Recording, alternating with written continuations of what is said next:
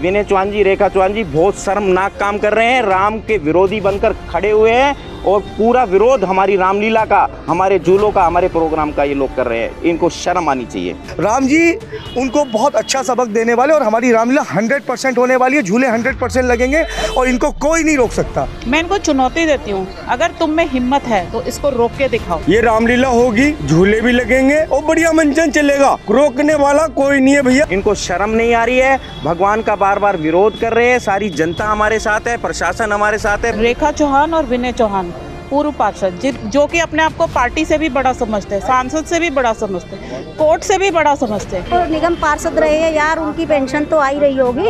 इतना पैसे की हवस की खोपड़ी क्यों है कि आप दूसरों को परेशान कर रहे हो। जब ये पार्षद रहते थे इन्होंने खूब जनता को लूटा। जब कहते हैं ना विनाश काले विपरीत बुद्धि, तो इनकी बुद्धि बिल्कुल भ्रष्ट हो चुकी है और इनकी ये हरकत बहुत शर्मनाक है, बहुत ज्यादा शर्मनाक है। कल को यहाँ पे कोई हादसा होता है, कुछ भी होता है, तो उसकी जिम्मेवार ये दोनों पति पत्नी बंटी बबली की जोड़ी होगी। ऐसा जलन प्रभु राम के लिए नहीं होना चाहिए।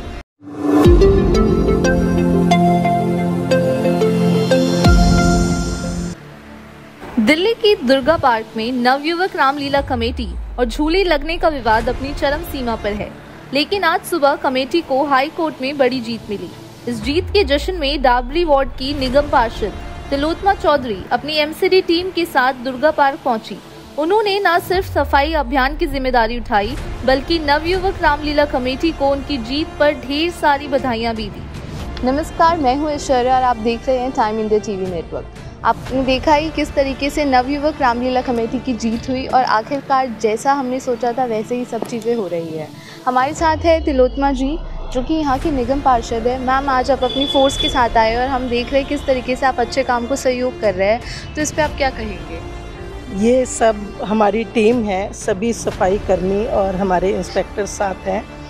ये वो स्थल है जहाँ बार बार भागवत, रामकथा और रामलीला का मंचन होता है। बहुत धार्मिक प्रोग्राम यहाँ पर किए जाते हैं और हमारे कर्मियों का, सफाई कर्मियों का, ये हमारे भाई बहन है, ये हमारा परिवार है। इनका पूरा सहयोग होता है कि हम लोगों को एक स्वच्छ वातावरण दे पाते हैं।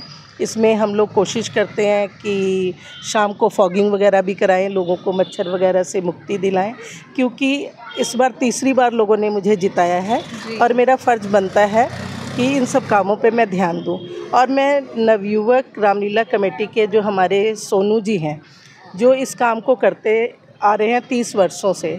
बीच में अभी हमने देखा बहुत सी ऐसी लड़ाई लड़ी इन्होंने और हाई कोर्ट तक पहुंचना पड़ा, क्योंकि इनका सिर्फ कसूर इतना था कि ये इनकी इच्छा थी कि क्षेत्र के बच्चे जो है रामलीला तो यहाँ पर देख पाते हैं बड़े बुजुर्ग, लेकिन वो अपने बच्चों को एक मेले वाला फील भी दे पाए, क्योंकि नवरात्रे के ये जो 9 दिन होते हैं, ये सारे क्षेत्र में, पूरे देश में लोग उत्सव में के मूड में होते हैं, फंक्शन के मूड में होते हैं।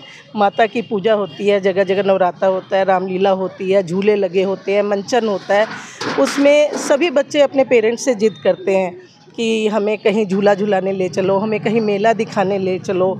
और राम जी के इस कथा के साथ साथ, रामलीला के साथ साथ ये सब चीज़ें भी इसकी शोभा को बढ़ाती है।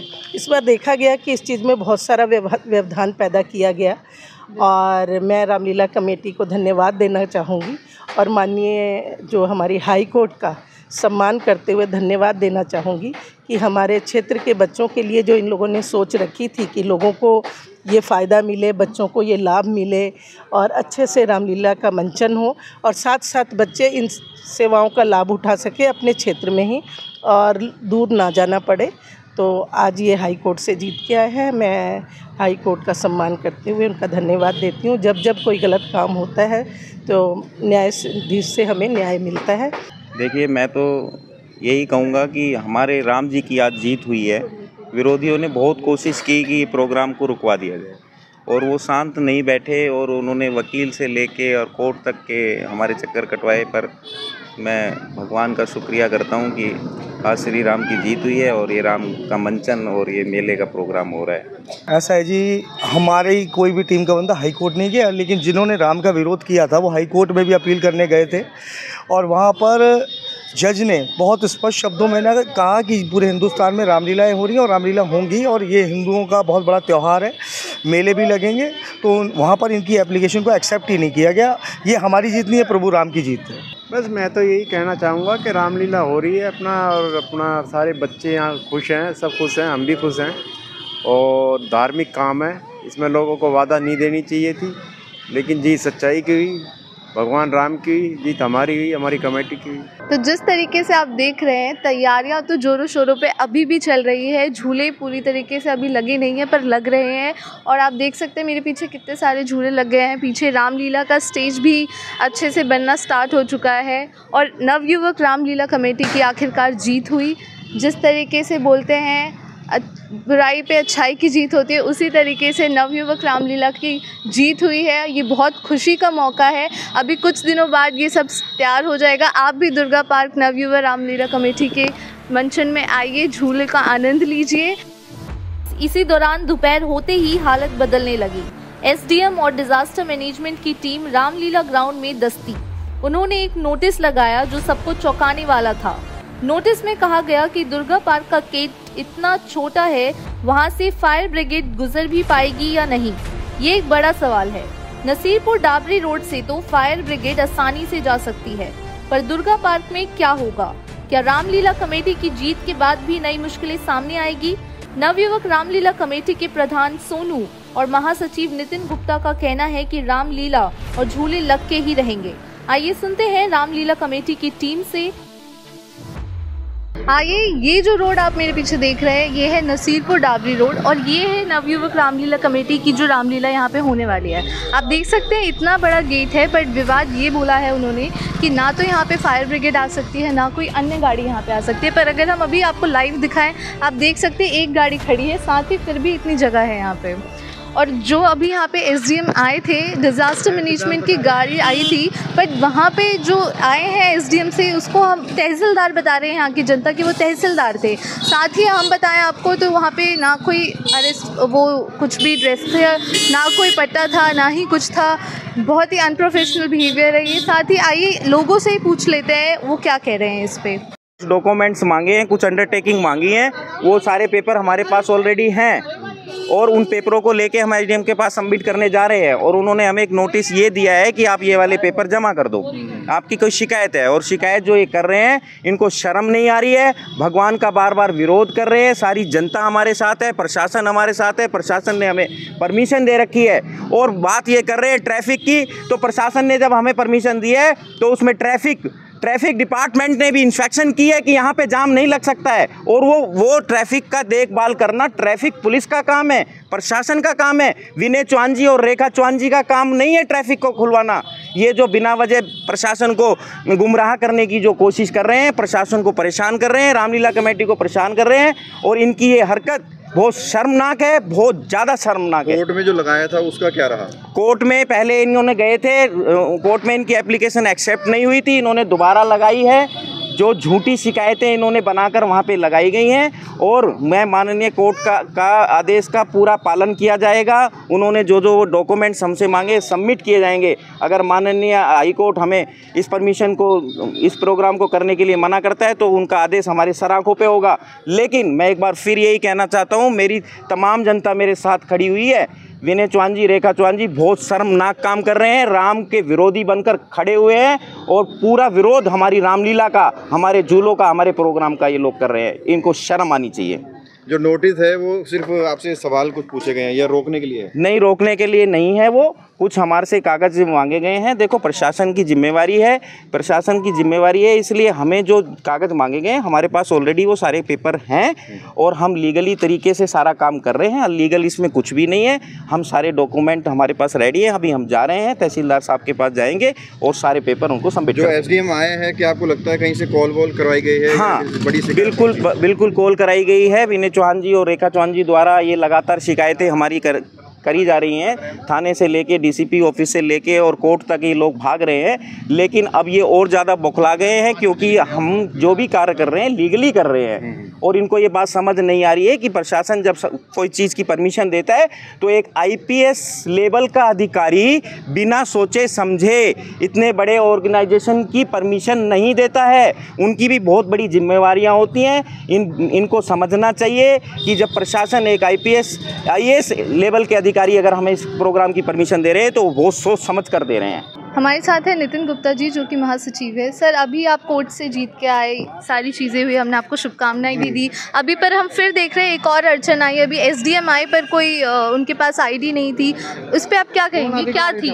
ऐसा है जी, ये नोटिस भी हमारे आगे दे के गए हैं। हमारे सारे के सारे मेले में इन्होंने हमारे को ये फ़ोन पर ये भी बोला कि ना यहाँ रामलीला होगी ना झूले लगेंगे। लेकिन जो लोग यहाँ आए थे उनका इन प्रशासनिक, अगर हम व्यवस्था की बात करेंगे जिनसे हमें लाइसेंस लेना है, इनका किसी का उसमें रोल नहीं है।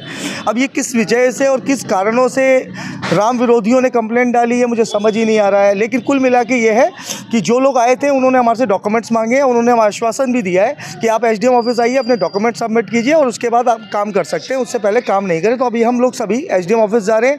जो भी वहाँ पर वो बातें होंगी फिर मैं आपके साथ साझा करूँगा मीडिया में। क्या कह रहे हैं गेट को, इसमें गाड़ी कितनी आ जाएगी अंदर इकट्ठी गाड़ी लगभग मेरे हिसाब से ना करते भी 4 से 5 गाड़ी एक साथ आ सकती है अंदर। कोई बहुत बड़ा विषय नहीं है। सड़क पे आग बुझाने की अगर ये सड़क चौड़ी नहीं है तो यहाँ पे लोगों का रहने का अधिकार नहीं है, क्योंकि यहाँ पे आग बुझाने की गाड़ी नहीं आ सकती। तो ऐसी सब बातें कर जनता का नाम लेकर कुछ लोग ना गलत विरोध में चल रहे हैं। और मैं कह रहा हूँ ये राम जी की लड़ाई है, और राम जी जो लड़ाई लड़ रहे हैं, राम जी के खिलाफ जो लड़ाई लड़ रहे हैं ना, राम जी उनको बहुत अच्छा सबक देने वाले। और हमारी रामलीला 100% होने वाली है, झूले 100% लगेंगे और इनको कोई नहीं रोक सकता। हाँ, मैं तो यही कहना चाहूँगी, मुझे तो बहुत बड़ा आश्चर्य, बहुत ज़्यादा आश्चर्य हो रहा है। और इन्होंने बीजेपी के होने के बाद भी बीजेपी की इतनी बेइज्जती करा रखी है। हर विरोधी दल है ना हमें ही बता रहा है। बीजेपी रेखा चौहान, विनय चौहान, इन्होंने निगम पार्षद थे पूर्व, और उसके बावजूद भी मतलब बीजेपी के होकर के भी राम विरोधी झूला। अरे देखो तो सही, झूले को आके कितने कोर्ट ने भी सब आदेश दे दिए थे इनको, और सब कुछ मिला था। हम जीत के आए हैं तब भी इन्होंने पता नहीं क्या कहाँ से पंगा डलवाया है। एसडीएम यहाँ पर एक नोटिस लगा के गए हैं। मुझे तो बड़ा आश्चर्य हो रहा है कि रेखा चौहान, विनय चौहान बीजेपी के होकर के हमारी आम पार्टी का एक नेता यहाँ पर है, जो भी है वो आके हमें कह रहे हैं कि बताओ बीजेपी में देख लो आप कितने, मतलब एक तरह से हमारी बहुत मजाक बनवा दी इन्होंने। इनको शर्म नहीं है बिल्कुल भी। पता नहीं कहाँ एक पैसे को ज़्यादा अहमियत दे रहे हैं, क्या कर रहे हैं मुझे समझ नहीं आ रहा। मैं मानती हूँ कि आप निगम पार्षद रहे हैं यार, उनकी पेंशन तो आई रही होगी।